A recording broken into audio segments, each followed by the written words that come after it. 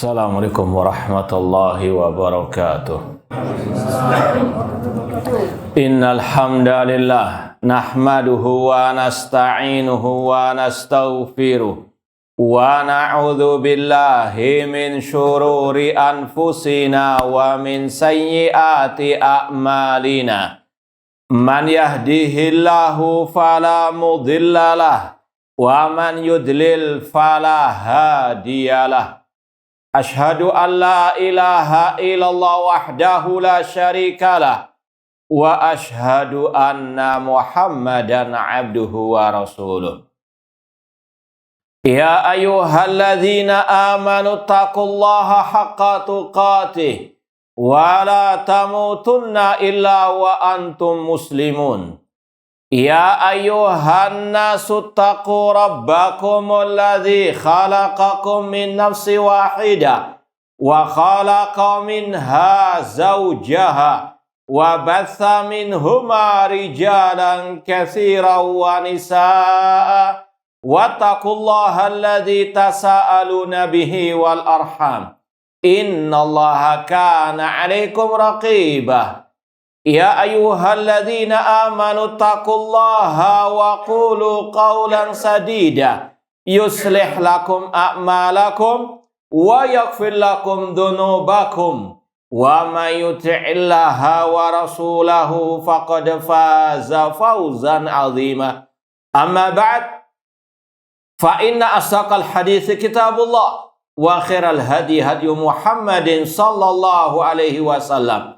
Wa syarrul umuri muhdatsatuha wa kullu muhdatsatin bid'ah wa kullu bid'atin dhalalah wa kullu dhalalatin finnar.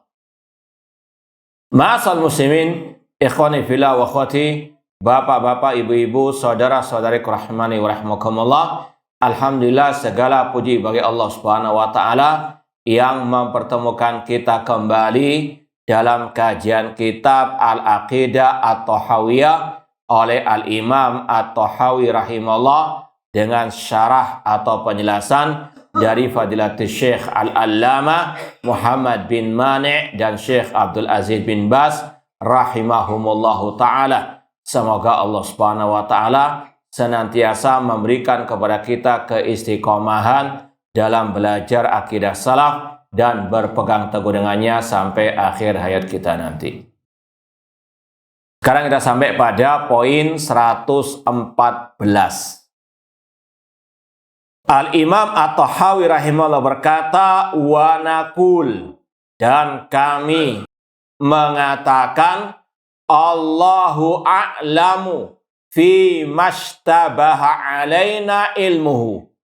Kami mengatakan Allah yang lebih tahu dalam hal-hal yang kami tidak mengetahui ilmunya atau yang samar-samar ilmunya. Poin 114 ini sangat penting untuk kita pegang erat sampai mati, yaitu sebagaimana kata Al-Imam Al-Bukhari rahimahullah, al-ilmu qoblal qawli wal amal. Ilmu sebelum berucap dan sebelum beramal. Dan kata Al-Imam Ibnu Qayyim rahimahullah, al-ilmu ma qala Allah wa qala Rasul wa qala sahabah. Yang namanya ilmu adalah yang berdasarkan Al-Quran, hadis Rasul yang sahih, dan dengan pemahaman para as-salafus saleh, para sahabat ar-Rasul sallallahu alaihi wasallam. Maka seorang muslim muslimah, entah di dunia nyata ataupun di dunia maya, harus betul-betul mendasari ucapannya dengan al-ilmu. Apalagi di dunia medsos misalnya, di dunia maya, hati-hati, jangan asbun, ya, jangan asal komen, jangan asal posting, jangan asal nge-share, jangan asal komen, kecuali didasari oleh al-ilmu. Qala Allah wa qala Rasul wa qala as-sahabah. harus kita ingat selalu firman Allah surat Al-Isra ayat ke-36, wala taqfu ma laisa laka bihi ilmun innas sam'a wal basara wal fuada kullu ulaika kana anhu mas'ula. Jangan engkau mengikuti apa yang engkau tidak punya ilmunya. Sesungguhnya pendengaran, penglihatan, dan hati semuanya akan diminta pertanggungjawaban oleh Allah Subhanahu wa taala. Apalagi kalau kita tadi posting, nge-share atau komen dan itu dibaca oleh banyak orang, banyak yang terpengaruh dengan komentar, ucapan, postingan kita. Namun itu semuanya tidak sesuai dengan Al-Quran dan Sunnah. Ingat sabda Rasulullah SAW, man da'a ila dhalala kana alaihi wizruha wa wizru man amila biha. Barang siapa yang menyeru kepada kesesatan, baginya dosanya dan dosa orang yang mengikutinya, tanpa mengurangi dosa orang yang mengikutinya. Kalau kita posting, yang baca mungkin bisa sampai ribuan. Kalau semua itu ikut kesalahan kita, dosanya ribuan juga. Na'udzubillahi min dzalik. Makanya Allah Subhanahu wa taala mengingatkan, memperingatkan kita tentang bahaya ucapan tanpa ilmu yang berkaitan dengan agama Allah. Dalam surat Al-A'raf ayat ke-33, ketika Allah mencantumkan berbagai macam bentuk dosa, yang paling tinggi levelnya berkata tentang agama Allah tanpa ilmu. Allah berfirman, "Qul innama harrama rabbiyal fawahisha ma dhahara minha wa ma batan wal itsma wal baghya bighairil haqqi wa an tusyriku billahi ma lam yunazil bi sultana wa an taqulu 'alallahi ma la ta'lamun." Katakan, wahai Nabi Muhammad, sesungguhnya Rabbku mengharamkan bagi kalian. Ini level yang paling bawah, kekejian yang nampak dan yang tersembunyi. Dosa dan melampaui batas. Dan engkau berbuat syirik kepada Allah yang tidak Allah turunkan keterangan padanya. Dan yang paling level atas, wa antakulu 'alallah ma la ta'lamun. Dan engkau berkata tentang Allah apa yang tidak engkau ketahui. Kata para ulama, ini dosa yang sangat berbahaya.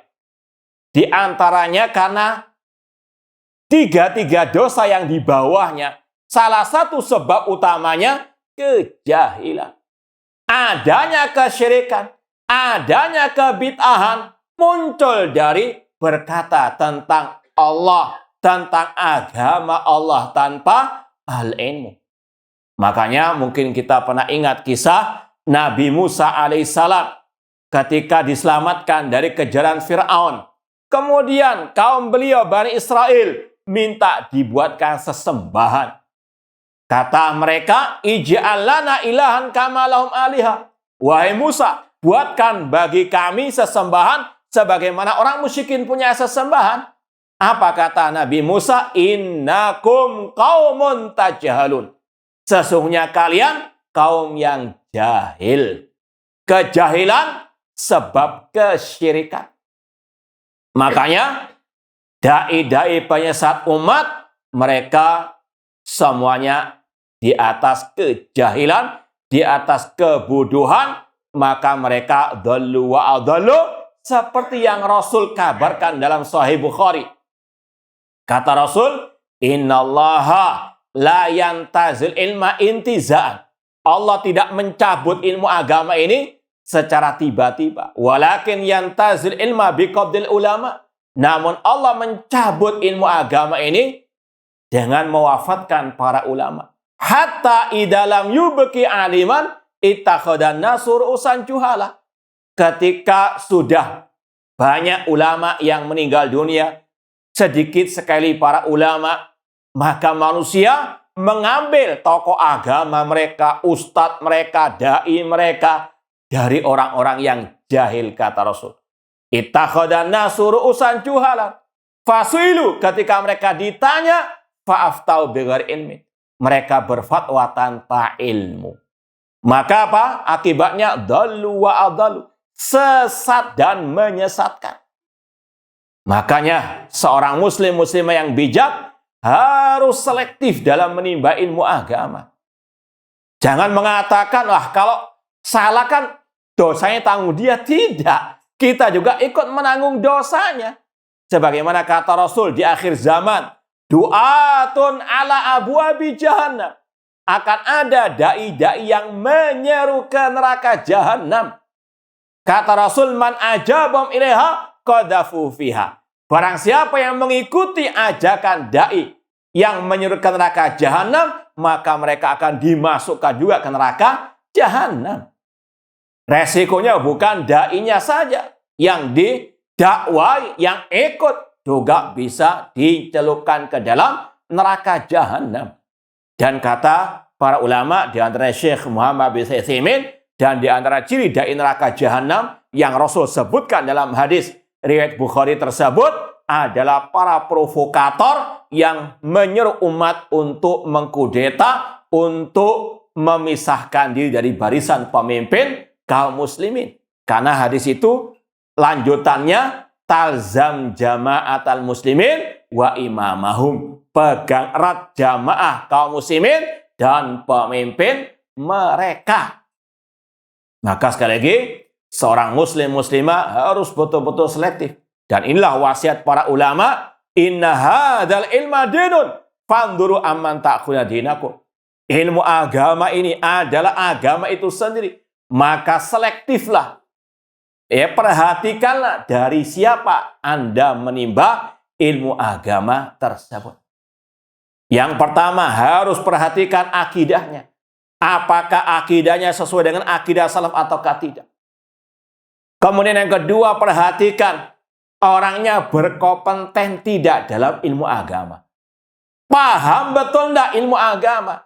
Apakah kajiannya, tulisannya, postingannya itu berdasarkan qala Allah, qala Rasulullah, qala sahabat? Apa sekedar pemikirannya saja, atau sekedar curhat saja, atau sekedar cerita ngalor ngidul kata orang Jawa? Ya, tidak jelas apa dalilnya. Maka kata para ulama harus hati-hati. Bukan menimba ilmu hanya lihat dari followernya yang banyak, dari gelar akademiknya profesor, doktor. Karena tidak menjamin mereka di atas ahli ilmu. Dan alangkah banyaknya mereka ini. Bahkan Syekh Abdul Aziz bin Baz, Syekh Muhammad Nasiruddin Albani, banyak para ulama yang mengkritik berapa banyak para doktor-doktor tidak paham al-aqidah as-sahihah.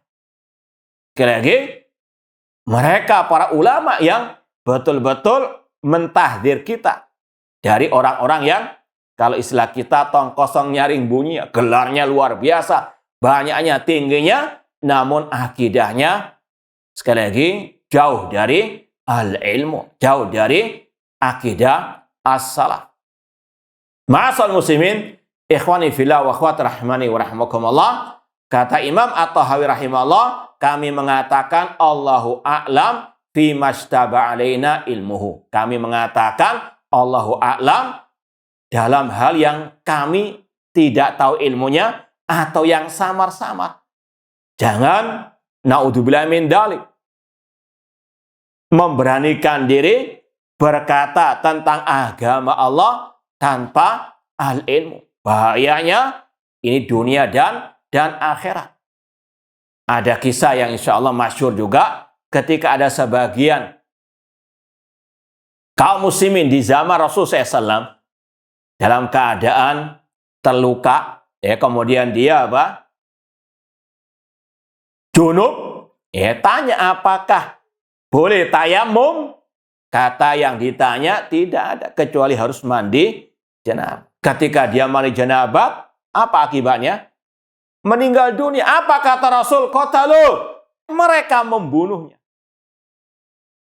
Kata para ulama, ini dikaitkan dengan kejadian tragedi pembantaian orang-orang Yahud kepada kaum muslimin. Semoga Allah membantai, menghabisi, membinasakan al-Yahud dan menolong kaum muslimin di Palestina. Cuma harus betul-betul diintrospeksi bahwasanya pembantaian tersebut di antara sebabnya karena kelakuan sebagian orang-orang yang memberanikan diri teriak-teriak jihad atau menfatwakan jihad yang tidak sesuai dengan sunnah Rasulullah SAW.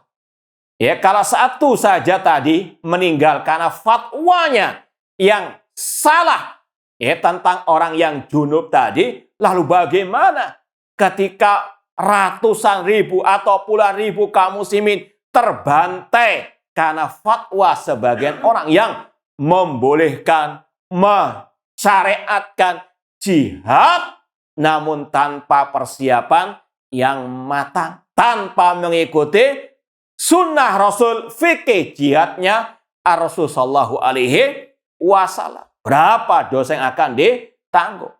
Ya, sekali lagi harus betul-betul berhati-hati. Kalau tidak tahu ilmunya, katakan Allahu a'lam. Makanya para sahabat demikian ketika banyak dalam riwayat ketika mereka ditanya, ya Mu'ad atadri ma haqqullah 'alal ibad wa ma haqqul ibadi 'ala Allah? Beliau menjawab Allah wa rasuluhu a'lam. Demikian pula Ubay bin Ka'ab ketika ditanya ayu ayatin fi kitabil a'dhamu? Allahu a'lam. Ini sekali lagi prinsip dalam hidup kita, jangan berkata kecuali dengan ilmu, dan kalau kita nggak punya ilmu lebih baik diam. Kalau ditanya tidak tahu, Allahu a'lam. Sekali lagi terutama di dunia medsos sekarang luar biasa, manusia-manusia yang kalau istilah kita jahil namun ngelama, pura-pura jadi apa? Ulama. Sedikit ada kasus, sedikit ada tragedi, komentar, posting sana, posting sini, tidak ditimbang lagi dengan qala Allah wa qala Rasul wa qala as-sahabah. Ya, atau mungkin kalau ada ustadznya yang di atas penyimpangan kesesatan dibantah dengan ilmiah, dengan bukti yang nyata, para pengikutnya membebek, membiu, membabi buta dalam membela ustadz tersebut. Tidak dipikirkan. Semuanya ada pertanggungjawaban di hari kiamat kala. Ahli ilmu harus betul-betul didahulukan. Ahli ilmu qoblal qawli wal amal. Ini sekali lagi prinsip Ahlus Sunnah wal Jamaah. Makanya tadi Imam Al-Bukhari mengatakan al-ilmu qoblal qawli wal amal. Ma'asal muslimin ikhwani fillah wa akhwati rahimani wa rahimakumullah. Kemudian poin yang berikutnya 115, kata Imam At-Tahawi rahimahullah, wa nara al-masha alal khuffain. Kami berpendapat disyariatkannya, dibolehkannya membasuh di atas kedua sepatu fis safari wal hadar, ketika safar dan ketika mukim, kama ja'a fil athar, sebagaimana yang telah disebutkan dalam hadis-hadis yang sahih. Kita baca penjelasan dari Asy-Syaikh Muhammad bin Mani rahimahullah. Qauluhu wa naral masal al-khuffain ay li thubuti anin Nabi SAW fi'lan wa qawlan min riwayati sab'ina sahabiyan. Dalil disyariatkannya membasuh di atas kedua sepatu ini ketika berwudu misalnya. Ini sebetulnya pembahasan masalah fikih. Namun disebutkannya dalam bab akidah, dan ini bukan hanya Imam Tahawi, dalam Syarh Sunnah Imam Al-Barbahari dan yang lainnya banyak dibahas al-mas'al al-khuffain, dikarenakan kelompok Syiah Rafidhah dan yang semisal dengan mereka mengingkari syariat yang satu ini. Makanya salah satu pembeda antara Ahlus Sunnah dengan Al-Bidah ini kitab-kitab Al-Aqidah. Ya, meskipun asalnya ini pembahasan masalah fikih, namun karena ini berkaitan dengan masalah ar-rad alal mubtadi'ah, bantahan kepada ahli bid'ah dimasukkan oleh para ulama dalam kitab-kitab al-aqidah sebagai pembeda antara ahli sunnah dengan ahli al-bid'ah. Adapun secara dalil tentang syariat ini, yaitu sabda Rasul SAW dan juga perbuatan Nabi SAW, kata Syekh Muhammad bin Mani, diriwayatkan oleh 70 sahabat Nabi SAW. Artinya hadisnya mutawatir, tidak bisa ganggu gugat lagi. Kemudian waqala al-Imam Ahmad. Imam Ahmad rahimahullah berkata, laisa fi nafsi syai'un minal masih alal khuffain. Tidak ada sesuatu yang mengganjal dalam diriku tentang masalah membasuh di atas kedua sepatu.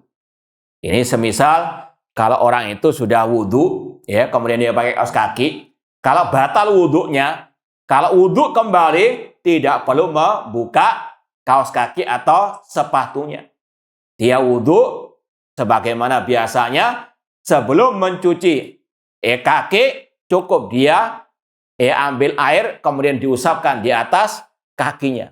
Itu namanya al-mashu alal khuffain. Ya, syaratnya tentunya sepatunya, kaos kakinya harus apa? Suci dari najis. Kemudian dia sudah berwudu dulu sebelum memakai apa? Kaos kaki tersebut. Dan waktunya kata Rasul, kalau orang itu mukim sehari semalam. Kemudian yang kedua, kalau dia safar, waktunya 3 hari 3 malam. Intinya sekali lagi, ini syariat yang sangat terang benderang di dalam hadis-hadis Rasulullah SAW yang mutawatir. Kemudian wa'adda Suyuti ahadits al-masih al-khuffain minal ahaditsil mutawatirah. Imam As-Suyuti menjelaskan hadis tentang membasuh di atas kedua sepatu atau kedua kaos kaki, hadisnya itu mutawatir.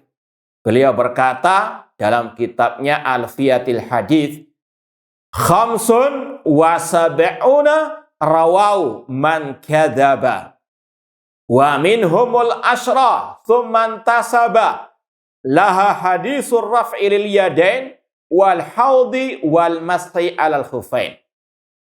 Kata Imam As-Suyuti, ada 75 dari sahabat Nabi meriwayatkan hadis. Yang pertama, hadis tentang man kadzaba alayya muta'ammidan falyatabawa maq'adahu minan nar. Barang siapa yang berdusta atas namaku, siapkanlah tempat tinggalnya di dalam api neraka. Itu hadisnya mutawatir.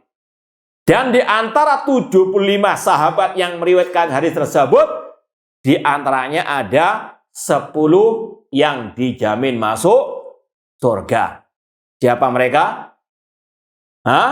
Ya, Al-Khulafa Ar-Rasyidin, Abu Bakar, Umar, Utsman, dan Ali. Kemudian Abdurrahman bin Auf, Talha, kemudian Sa'ad bin Waqqas, Az-Zubair, Sa'id bin Zaid, dan Abu Ubaidah Ibnu Jarrah radhiyallahu ta'ala anhum jami'an. Jadi sekali lagi, hadis-hadis ini banyak perawinya dari sahabat Rasul, di antaranya 10 sahabat yang dijamin masuk surga oleh Rasulullah SAW. Kemudian di antara yang mutawatir juga adalah hadis ar-rafa' lil yadain. Hadis mengangkat tangan ketika doa. Kemudian wal haud, yaitu masalah telaga yang ada di padang mahsyar.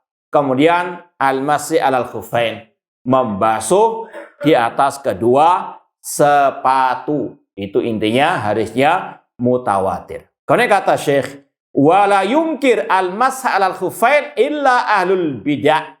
Dan tidaklah yang mengingkari membasuh kedua kaos kaki, kedua sepatu, kecuali ahli al-bid'ah.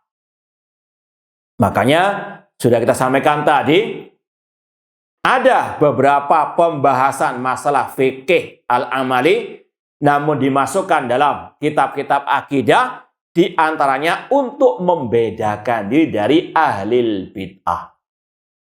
Makanya Ahlu sunnah harus selalu terbedakan dari ahli bid'ah. Dalam akidah, dalam masalah manhaj dakwah, cara berdakwah, jangan mengekor kepada ahli al-bid'ah. Lihat ahli bid'ah, kok banyak, kok seru, kok banyak followernya, ikut cara-cara apa? Mereka. Yang penting abang senang, na'udzubillah min dzalik. Dalam dakwah, yang penting Allah ridha. Yang penting Allah dan Rasulnya mengajarkan bagaimana cara berdakwah tersebut. Di antaranya tentang masalah al-aqidah. Ini salah satu yang sering dibahas oleh para ulama. Ciri khas Ahlussunnah itu semangat mereka dalam mempelajari, mengajarkan, mendakwakan akidah.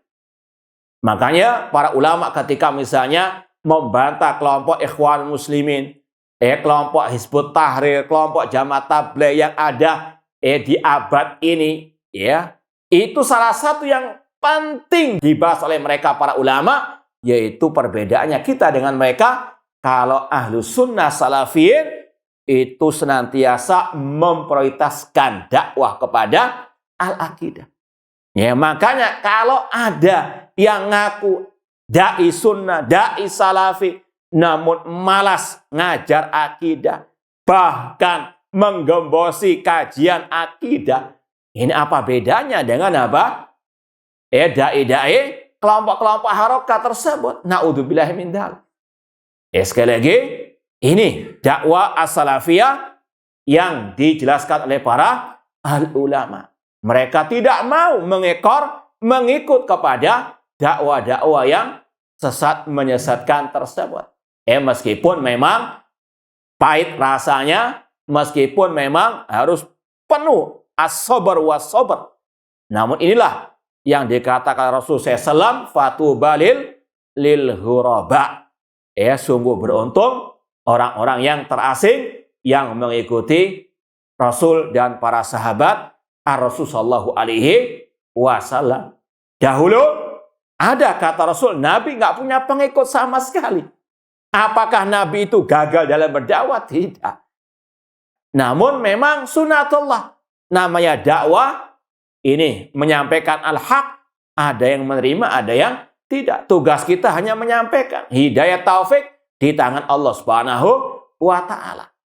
Ukurannya bukan banyak pengikut, ukurannya bukan banyak followernya, namun bagaimana dakwah itu sesuai dengan ajaran Rasul SAW. Di antaranya kata Rasul kepada Mu'adz bin Jabal, innaka ta'ti qauman ahla kitab falyakun awwala ma tad'u minasyahadatu alla ilaha illallah. Kemudian kata beliau, karrawafid alladzina la yataqayyaduna bi sunnati tsabitah. Seperti kelompok Syiah Rafidhah yang mereka tidak ingin untuk berpegang dengan sunnah Rasulullah sallallahu alaihi wasallam. Bal yarudunaha bi araihimul kasidah al-fasidah.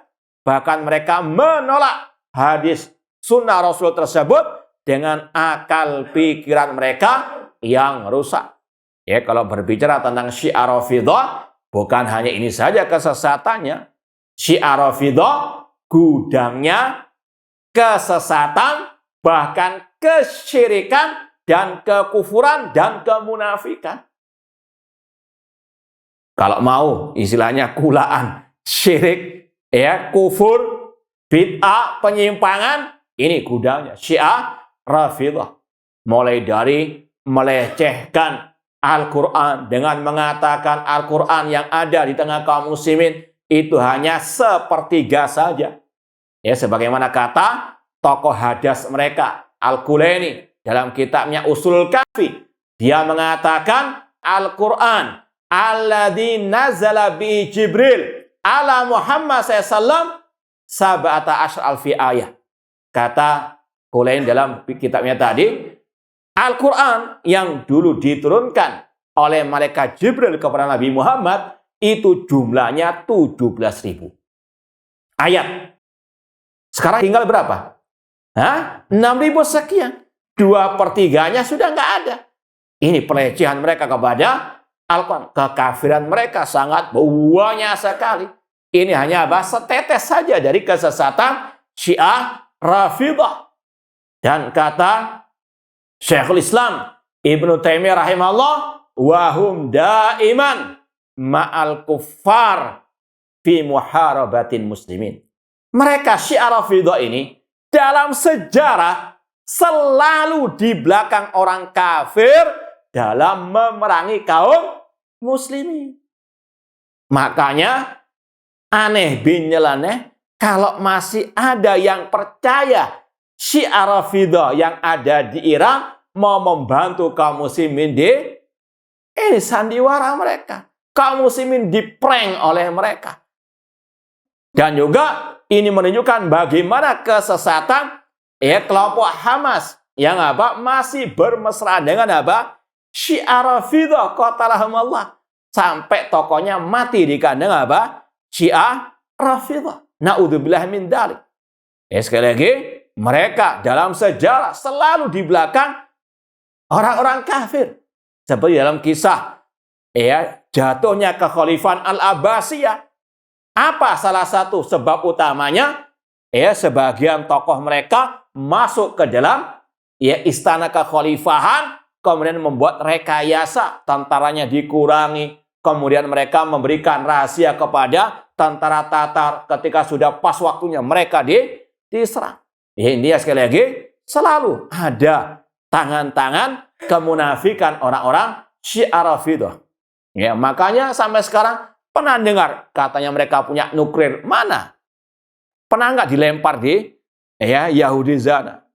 Yahudi dan Syiah Rafidah anak dan bapak, kakek dan cucu. Siapa yang memproduksi Syiah Rafidah? Abdullah bin Sabah al-Yahud.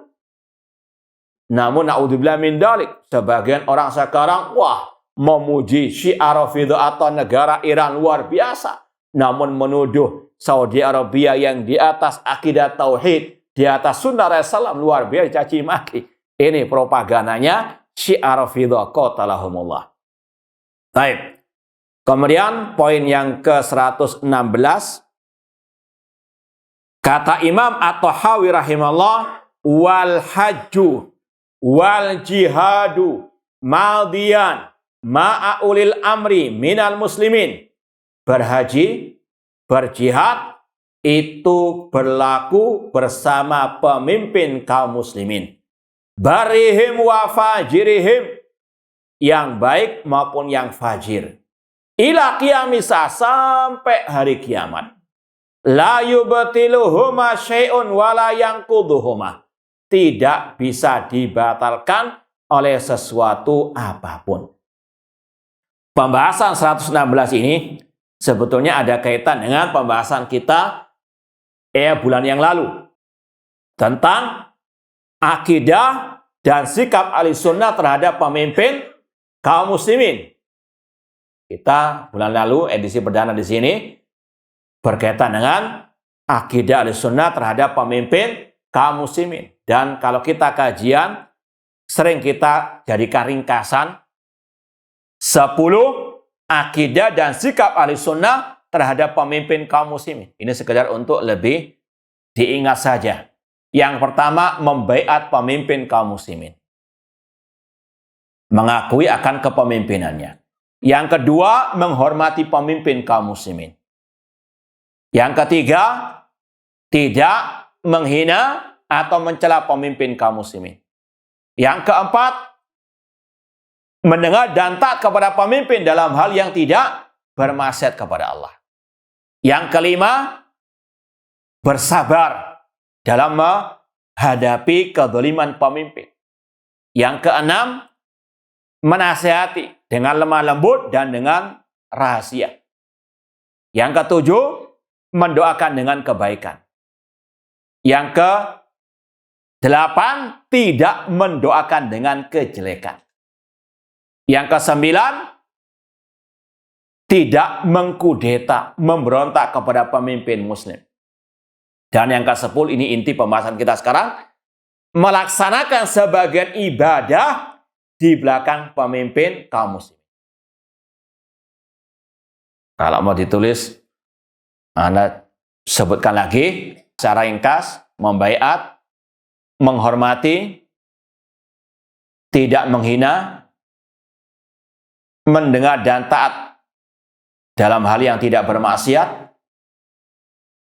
bersabar menghadapi kezalimannya, menasihati dengan lemah lembut dan dengan rahasia, mendoakan dengan kebaikan.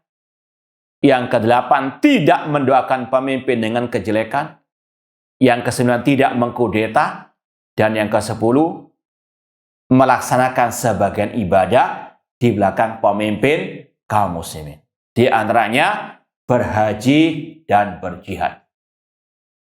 Nanti akan ada lagi, kalau mau ditambahkan, sholat. Ini sudah kita lewati juga. Sholat, Idul Adha, Idul Fitri, bersama pemimpin kaum muslim. Seperti yang diungkapkan oleh Imam Harb Al-Kirmani, Sufyan Ats-Tsauri, dan yang lainnya.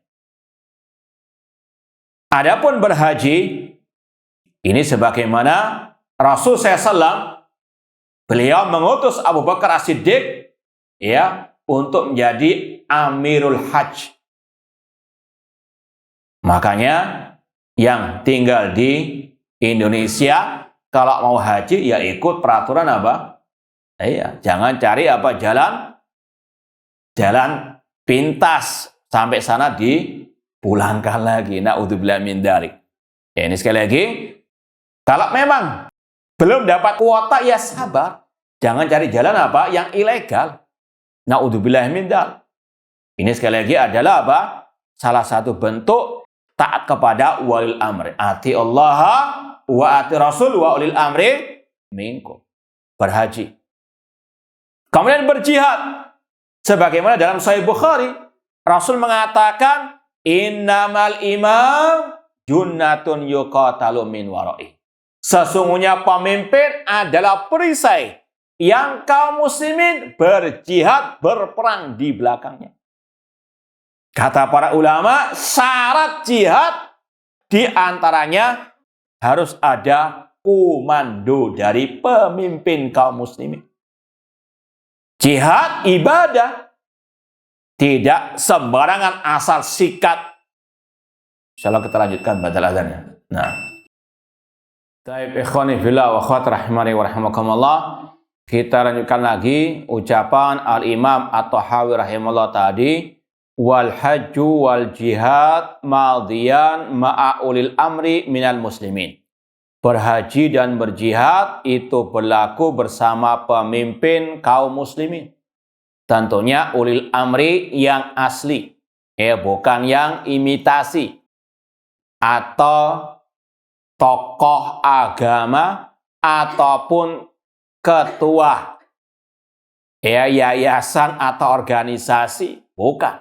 Namun yang memimpin adalah ulil amri. Entah itu bentuknya al-khalifah atau presiden atau raja. Yang punya al-amr, kekuasaan. Dan tentunya kekuatan. Sebagaimana kalau mau diperinci lagi, kalau antum mau tulis silahkan, syarat jihad yang syar'i. Yang pertama, tujuannya li'la kalimatillah, untuk meninggikan kalimat Allah. Tujuannya untuk li'la kalimatillah. Yang kedua, harus di atas al-ilmu. Sebagaimana salat harus berdasarkan ilmu, harus didahului oleh al-ilmu. Al-ilmu qabla al-qawli wal amal. Yang ketiga, harus dengan komando pemimpin kaum muslimin. Yang keberapa? Yang keempat, harus kaum muslimin memiliki kekuatan. Ini yang kita sering sampaikan para ulama, terutama 3 imam abad ini. Syekh Abdul Aziz bin Baz, Syekh Al-Albani, Syekh Muhammad bin Utsaimin. Mereka selalu menekankan pembahasan yang satu ini. Sekarang kaum muslimin belum punya kekuatan. Jangan nekat menantang orang-orang kafir yang memiliki kekuatan militer yang tidak bisa dibandingkan dengan kekuatan militer apa? Kaum muslimin. Senjata-senjata militer kaum muslimin. Dari siapa? Dari mereka. Bahkan kata sebagian ulama, jarum jahit saja itu masih ngimpor dari orang kafir. Bagaimana mau melawan apa? Orang kafir. Bahkan kata Syekh Utsaimin juga, senjata yang dimiliki oleh kaum muslimin sekarang, ini kalau istilah kita sudah jadul di negeri orang-orang apa? Kafir. Sisa-sisanya mereka. Bagaimana mau melawan apa? Mereka. Intinya sekali lagi, masih belum punya kekuatan. Sabar. Rasul SAW dulu pernah menghadapi situasi seperti ini. Tapi Rasul apa? Sabar. Tidak apa? Nekat melawan kaum musyrikin di kota Mekah. Meskipun sebagai sahabat sudah ada yang dibantai. Ammar bin Yasir dan keluarganya. Ini sekali lagi adalah apa? Syarat jihad yang syar'i harus ada kekuatan. Untuk menandingi orang-orang apa? Kafir tersebut. Kalau nekat, ya ini yang kita contohkan tadi. Seperti di Palestina sana, bagaimana ketika Hamas menantang orang Yahudi, apa akibatnya? Kaum muslimin yang menjadi apa? Korbannya. Kata para ulama, mereka enak, nyerang, masuk terowongan. Rakyat sipil, bagaimana nasibnya? Hancur-hancuran. Kalau ada yang mengatakan, sebagaimana kata sebagian mereka, oh ini kemenangan orang-orang apa? Kaum muslim menang dari sisi mana? Hancur, kota Gaza. Puluhan ribu kaum muslimin yang meninggal dunia. Belum lagi yang berhijrah. Na'udzubillah min dzalik. Bahkan kata sebagian masyayikh dakwah salafiyah, udzibat imra'atun fi hirratin. Seorang perempuan, kata Rasul, diadab di neraka gara-gara apa? Seekor kucing yang mati. Bukan dia membunuh secara langsung, tidak. Tapi apa? Dimasukkan di kandang, nggak dikasih makan, nggak dikasih minum, nggak dibiarkan mencari makan, mati. Diadab di. Bagaimana dengan kondisi kaum muslimin sekarang di Palestina sana? Dibantai. Kemudian yang mengungsi, ada yang mungkin mati kelaparan. Na'udzubillah min dzalik. Maka sekali lagi, hati-hati yang berfatwa tanpa ittiba kepada sunnah Rasulullah SAW, terutama dalam fikih al-jihad. Baik, kemudian syarat yang keberapa lagi? Yang kelima, harus ada pertimbangan maslahat dengan mafsadah. Harus ada pertimbangan maslahat, kemaslahatan, dan kerusakannya. Artinya, kalau ditimbang kerusakannya lebih besar, harus stop, nggak boleh jihad. Tapi kalau dipertimbangkan, terutama oleh para ulama, bukan orang-orang yang jahil namun ngelama. Ini sekali lagi, syarat-syarat yang harus betul-betul diperhatikan oleh mereka-mereka yang suka teriak-teriak al-jihad. Cuma terkadang ada sebagian orang yang asbun saja. Kalian ini suka gembosi. Orang yang berjihad, kan di jihad di sana, jihad yang syar'i. Kita katakan, kalau jihad di sana syar'i, kenapa kok ente nggak berangkat-berangkat? Paham ya? Menyalahkan yang nggak berangkat, dia sendiri juga nggak berangkat. Keluar-keluar aja. Na'udzubillahi min dzalik. Intinya, berjihad harus dengan komando pemimpin kaum muslimin. Yang baik maupun yang fajir. Kata-kata ini disampaikan oleh Imam At-Tahawi dan juga para ulama yang lain untuk membantah dua kelompok sesat, Khawarij dan Ar-Rafidhah juga. Syiah Rafidhah, mereka mengatakan tidak ada jihad sampai keluarnya Imam Mahdi fiktifnya mereka. Paham ya? Ini syiarnya Syiah Rafidhah. Cuma mereka nggak konsekuen, mincela-minceli. Itu cirinya al-bidah. Buktinya apa? Sekarang ini mereka menjadi apa? Biang kerok peperangan terutama di Timur Tengah sana. Ya, di Yaman mereka biang keroknya. Padahal sesuai dengan akidah mereka, kalau mereka konsekuen nggak ada jihad. Iran CS itu sebetulnya sesuai dengan akidah mereka, nggak boleh mereka berjihad, berperang sampai munculnya apa? Imam Mahdinya mereka. Ya, alias tadi Imam Mahdi yang apa? Fiktif. Makanya kata para ulama, seandainya mereka konsekuen, konsisten dengan akidah mereka meskipun saat ini, lastarahna, kita lebih nyaman. Ya, cuma namanya alil bidah, alil ahwa, ya tentunya mengikut hawa nafsu, meskipun harus apa? Mengorbankan akidah mereka.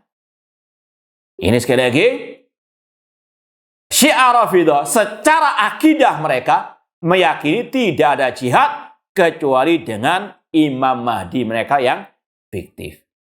Adapun kelompok Khawarij, mereka mengatakan tidak ada jihad kecuali dengan pemimpinnya mereka. Karena apa? Mereka nggak mempercayai ulil amri selain dari golongan mereka. Seperti dulu ada kelompok teroris ISIS. Khalifahnya jadi-jadian Abu Bakar al-Baghdadi, ya, yang dompleng di negeri. Orang katanya khalifah kok masih apa? Ngontrak pun nggak bayar. Nah, inilah mereka yang tidak syar'i, mereka baiat, mereka sam'an wa ta'ah. Dengan apa? Mengikuti arahannya untuk ngebom sana, ngebom sini, berjihad ala mereka. Na'udzubillahi min dzalik. Syiah dan Khawarij, mereka sering beriringan dalam sejarah. Dulu Syiah Rafidhah muncul di zaman Al-Khalifah Rasyid Utsman bin Affan. Khawarij juga apa? Juga muncul. Ya, sampai detik ini juga demikian. Ada Syiah Rafidhah, ada apa? Al-Khawarij. Qatalahumullah. Baik, cukup atau lanjut? Mana panitianya? Takmirnya, cukup atau lanjut? Hah? Oh, pertanyaan. Jazakallah khair. Jadi pertanyaan tentang masalah pekerjaan membuat atau menjahit baju yang kebanyakan tabarruj. Apakah yang selama ini saya cari rezeki itu tidak halal?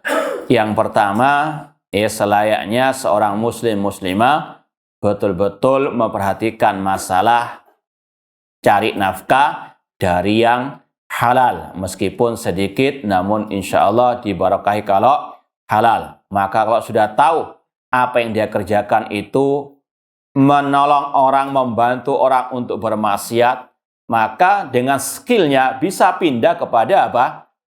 Yang tidak tabarruj. Ya, insya Allah sudah paham bagaimana baju yang tidak tabarruj. Mungkin juga membuat baju untuk anak-anak. Ini kan tidak ada apa? Kata-kata tabarruj dan seterusnya. Ya, sekali lagi, kalau sudah paham, maka lebih baik cari yang lebih halal. Zaman masih jahil, ana berangkat haji tanpa mahram. Apakah haji saya tidak sah? Kata para ulama, haji tanpa mahram itu maksiat. Ya, namun karena itu tidak berkaitan dengan masa rukun haji, maka semoga sah diterima hajinya, meskipun harus dengan banyak istighfar.